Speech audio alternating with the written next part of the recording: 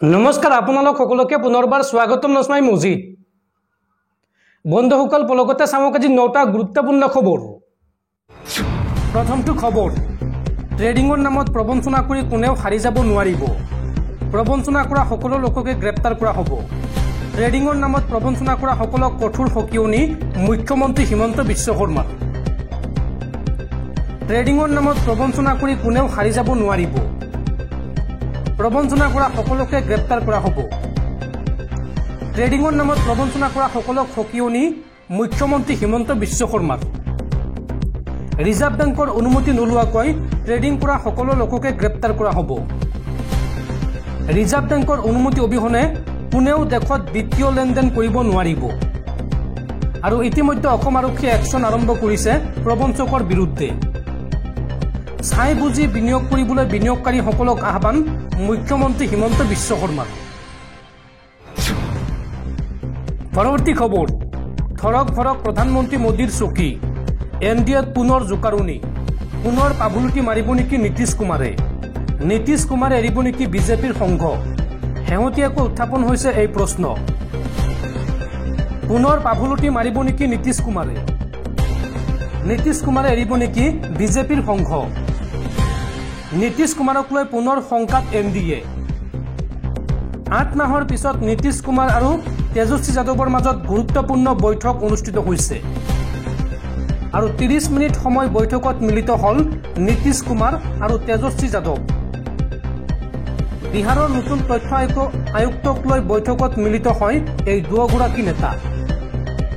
তথ্য আয়ুক্ত নিযুক্তিক লৈ একমতত মিলিত হ'ল এই দুয়োজন। আৰু এই বৈঠকৰ পিছতে এতিয়া NDAত আৰম্ভ হৈছে জোকাৰণি। পৰৱৰ্তী খবৰ, সাৱধান ৰাজ্যবাসী, ৰাজ্যত পুনৰ বতৰ ল'ব কালৰূপ। আগন্তুক 3 দিনলৈ ৰাজ্যত হ'ব পাৰে মুখলধাৰ বৰষুণ। আগন্তুক 3 দিনত ৰাজ্যৰ কেইবাখনো জিলাত য়েলো এলাৰ্ট জাৰি কৰিছে বতৰ বিজ্ঞান কেন্দ্ৰই। অৰ্থাৎ ৰাজ্যৰ কেইবাখনো জিলাত আগন্তুক 3 দিনলৈ ধাৰাসাৰ বৰষুণৰ সম্ভাৱনা আছে। এই কথা জনাইছে ভাৰতীয় বতৰ বিজ্ঞান কেন্দ্ৰই। দৰ্শকসকল আৰু বহুতো গুৰুত্বপূৰ্ণ খবৰ আছে। তাৰ আগতে আপোনাক জনাওঁ যে যদি আপুনি এতিয়ালৈকে এইটো ভিডিঅ'ত লাইক কৰা নাই তেন্তে এতিয়াই ভিডিঅ'টোত লাইক কৰি দিয়ক। আৰু এনেকুৱা ধৰণৰ ভিডিঅ'সমূহ নিতৌ চাবলৈ চেনেলটো ছাবস্ক্ৰাইব কৰি কাষত থকা বেল আইকনটো প্ৰেছ কৰি ৰাখক। পৰৱৰ্তী খবৰ, ভাৰতৰ শীৰ্ষ চেলিব্ৰিটি কৰদাতা হিচাপে পৰিগণিত হ'ল বলিউডৰ বাচ্চা শ্বাহৰুখ খান। 2023-24 বিত্তীয় বৰ্ষত শ্বাহৰুখ খানে আদায় দিলে 92 কোটি টকাৰ কৰ। আৰু এই তালিকাত কোন অভিনেতাই কিমান টকা কৰ আদায় দিলে চাওঁ আহক। 2024 বৰ্ষত সৰ্বাধিক কৰ পৰিশোধ কৰা তাৰকা হিচাপে পৰিগণিত হ'ল বলিউডৰ বাচ্চা শ্বাহৰুখ খান। সৰ্বাধিক 92 কোটি টকাৰ টেক্স পৰিশোধ কৰিলে কিং খানে। আৰু এই তালিকাত 80 কোটি টকা পৰিশোধ কৰি দ্বিতীয় স্থানত আছে থালাপতি বিজয়। আৰু 75 কোটি টকাৰ কৰ পৰিশোধ কৰিলে সলমান খানে। সলমান খান আছে 3 নম্বৰত। আৰু 66 কোটি টকাৰ কৰ পৰিশোধ কৰিলে ক্ৰিকেটাৰ বিৰাট কোহলীয়ে। পৰৱৰ্তী খবৰ, ৰাজ্যবাসীলৈ ভাল খবৰ। ৰাজ্যৰ 20 লাখ লোকক নতুনকৈ চৰকাৰে দিব ৰেচন কাৰ্ড। আৰু 15 ছেপ্টেম্বৰৰ পৰা ৰাজ্যত আৰম্ভ হ'ব ৰেচন কাৰ্ডৰ আবেদন প্ৰক্ৰিয়া। ৰাজ্যৰ 20 লাখ লোকক নতুনকৈ চৰকাৰে দিব ৰেচন কাৰ্ড। 15 ছেপ্টেম্বৰৰ পৰা ৰেচন কাৰ্ডৰ বাবে আবেদন কৰিব পাৰিব ৰাজ্যবাসীয়ে। লখিমপুৰত অনুষ্ঠিত হোৱা ৰাজ্য চৰকাৰৰ কেবিনেট বৈঠকত এই গুৰুত্বপূৰ্ণ সিদ্ধান্ত লোৱা হৈছে। পৰৱৰ্তী খবৰ, মহাপ্ৰবঞ্চক বিশাল ফুকনক আৰক্ষীয়ে গ্ৰেপ্তাৰ কৰাৰ পিছতে পোহৰলৈ আহিছে ন তথ্য। ডিব্ৰুগড় আৰক্ষীৰ জেৰাত ইজনৰ পাছত সিজনকৈ অসমীয়া চিনেমা জগত বা সংগীত জগতৰ তাৰকাৰ নাম লৈছে বিশাল ফুকনে। বিশাল ফুকন ফ্ৰড কাণ্ডত অসমীয়া চিনেমা জগত বা সংগীত জগতৰ কোন কোন তাৰকাৰ নাম সাঙুৰ খাইছে, আৰক্ষীৰ জেৰাত কাৰ কাৰ নাম লৈছে বিশাল ফুকনে চাওঁ আহক। আৰক্ষীৰ জেৰাত বিশাল ফুকনে নাম লৈছে যতীন বৰা, প্ৰস্তুতি পৰাশৰ, মন্টুমণি শইকীয়া, গীতালী দেৱী, দীক্ষু শৰ্মা, দীপলীনা ডেকা, আদিত্যম শইকীয়া আৰু নীলাক্ষী নেওগৰ নাম লৈছে বিশাল ফুকনে।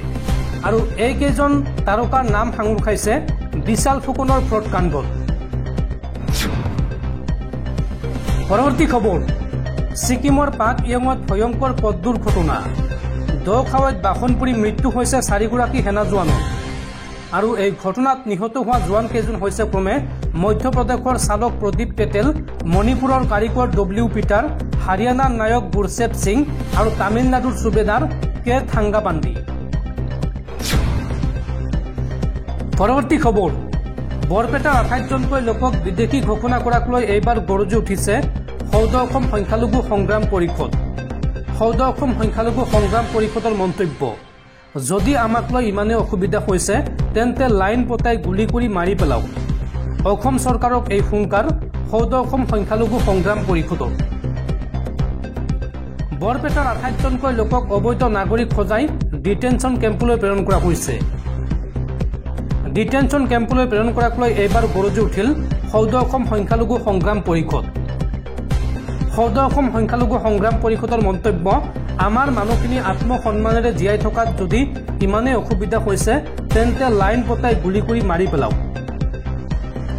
এই মুকলি প্ৰত্যাহ্বান অসম সংখ্যালঘু সংগ্ৰাম পৰিষদৰ প্ৰকৃত ভাৰতীয় নাগৰিকক অবৈধ নাগৰিক সজাই আইনী ব্যৱস্থাৰে মানসিক আৰু শাৰীৰিক অত্যাচাৰ চলাইছে চৰকাৰে অসমত লাখ লাখ সংখ্যালঘু মুছলমানৰ ওপৰত পৰিকল্পিতভাৱে দি লগাই বহুতেই মন্ত্ৰী বিধায়ক হৈছে কিন্তু এই জটিল সমস্যাখিনি কোনেও সমাধান কৰা নাই কেৱল প্ৰতাৰণা কৰিছে মুছলমানক নিষেধ কৰাৰ এক গভীৰ ষড়যন্ত্ৰ ৰচনা কৰিছে হিমন্ত চৰকাৰে সংবিধানে দিয়া সংখ্যালঘু সম্প্ৰদায়ৰ মৌলিক অধিকাৰ খৰ্ব কৰি ৰাজনৈতিক মুনাফা আদায় কৰিব বিচাৰিছে হিমন্ত চৰকাৰে আমাক শান্তিত থাকিব দিয়ক মুখ্যমন্ত্ৰী হিমন্ত বিশ্ব শৰ্মাই সীমান্ত আৰক্ষীয়ে কাৰ্যালয়ত বহি পৰিকল্পিতভাৱে আৰু একপক্ষীয়ভাৱে আমাৰ মানুহখিনিক আইনীভাৱে মাৰি পেলাব বিচাৰিছে সীমান্ত আৰক্ষীও গভীৰ ষড়যন্ত্ৰত লিপ্ত হৈছে এই মন্তব্য সৌদ অসম সংখ্যালঘু সংগ্ৰাম পৰিষদৰ সৌদ অসম সংখ্যালঘু সংগ্ৰাম পৰিষদৰ লগতে কয় যে হিমন্ত চৰকাৰ আৰু সীমান্ত আৰক্ষীৰ অত্যাচাৰ সহ্য কৰা নহ'ব অতি শীঘ্ৰে গুৱাহাটীত বিশাল নাগৰিক সভা আয়োজন কৰাৰ হুংকাৰ অসম সংখ্যালঘু সংগ্ৰাম পৰিষদৰ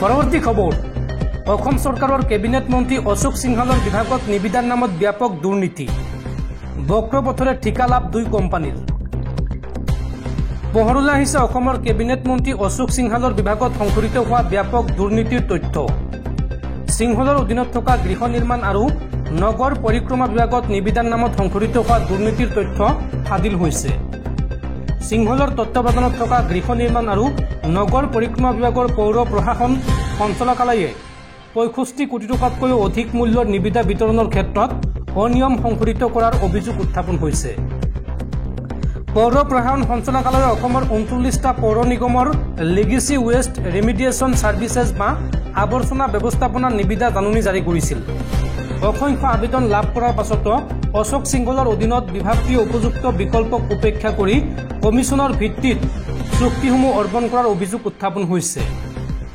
সৌৰভ আগৰৱালা নেতৃত্বাধীন দয়াচৰণ এণ্ড সন্স আৰু পল এণ্ড ফিক্সৰ যৌথ উদ্যোগক নিবিদা প্ৰদান কৰিছে বিভাগটোৱে বৈজ্ঞানিক আৱৰ্জনা ব্যৱস্থাপনা প্ৰক্ৰিয়াৰ জৰিয়তে আৱৰ্জনা পেলোৱা ঠাই পৰিষ্কাৰ কৰাৰ বাবে নিবিদা জাননীত কেইবাটাও চৰ্ত উল্লেখ কৰা হৈছিল কিন্তু নিৰ্ধাৰিত চৰ্ত উলংঘা কৰি পল এণ্ড ফিক্স আৰু দয়াচৰণ এণ্ড সন্সৰ হাতক এই কামৰ ঠিকা প্ৰদান কৰা হয় নিবিদা জাননীত উল্লেখ কৰা কেইবাটাও চৰ্ত এই যৌথ উদ্যোগটোৱে উলংঘা কৰা বুলি জানিব পৰা গৈছে ইয়াৰে এটা চৰ্ত হৈছে যে এই ক্ষেত্ৰখনত কাম কৰাৰ অভিজ্ঞতাৰ প্ৰমাণপত্ৰ দাখিল কৰাটো বাধ্যতামূলক আছিল কিন্তু সংবাদ মাধ্যমে লাভ কৰা নথিপত্ৰসমূহৰ পৰা স্পষ্ট হৈ পৰিছে যে কোম্পানী দুটাই সেই ক্ষেত্ৰত কাম কৰাৰ অভিজ্ঞতাৰ প্ৰমাণপত্ৰ দাখিল কৰা নাই পৰৱৰ্তী খবৰ মহাপ্ৰবঞ্চক বিশাল ফুকনৰ পাতি লোৱা বায়েক পলাতক চুমি বৰাৰ বিলাসী বাহন জব্দ আৰক্ষীৰ পাথৰকুঁৱৰীৰ আইডিয়েল ভিউ এপাৰ্টমেণ্টত চুমি আৰু স্বামী তাৰ্কিকক বিচাৰি আৰক্ষীৰ অভিযান কিন্তু এই এপাৰ্টমেণ্টৰ পাৰ্কিঙত আৰক্ষীয়ে পাইছে চুমি বৰাৰ বিলাসী বাহনখন আৰু তাৰ পিছতে অভিনেত্ৰী চুমি বৰা আৰু তেওঁৰ স্বামী তাৰ্কিকক বিচাৰি এপাৰ্টমেণ্টত আৰক্ষীয়ে চলাইছে অভিযান পৰৱৰ্তী খবৰ শ্লীলতা হানি আৰু হত্যাৰ অভিযোগত অভিযুক্ত ৰাম ৰহিমক 6 বাৰ মুকলি কৰি দিয়া জেইলাৰে লাভ কৰিলে বিজেপিৰ প্ৰাৰ্থিত্ব সুনীল সাংৱান এসময়ত সংস্কাৰ কেন্দ্ৰৰ অধীক্ষক আছিল। ধৰ্ষণ আৰু হত্যাৰ গোচৰত দোষী সাব্যস্ত হোৱা গুৰমিত ৰাম ৰহিমক তেওঁৰ কাৰ্যকালত 6 বাৰ কেৰলত মুকলি কৰি দিয়া হৈছিল আৰু এইবাৰ হাৰিয়ানাৰ বিজেপিৰ প্ৰাৰ্থী হৈছে সুনীল সাংৱান। সুনীলৰ পিতৃ সতপল সাংৱান কংগ্ৰেছৰ দিনত মন্ত্ৰী হৈছিল আৰু দুমাহমান পূৰ্বে বিজেপিত যোগদান কৰিছিল তেওঁৰ পিতৃয়ে আৰু সোমবাৰে বিজেপিত যোগদান কৰে সুনীলে।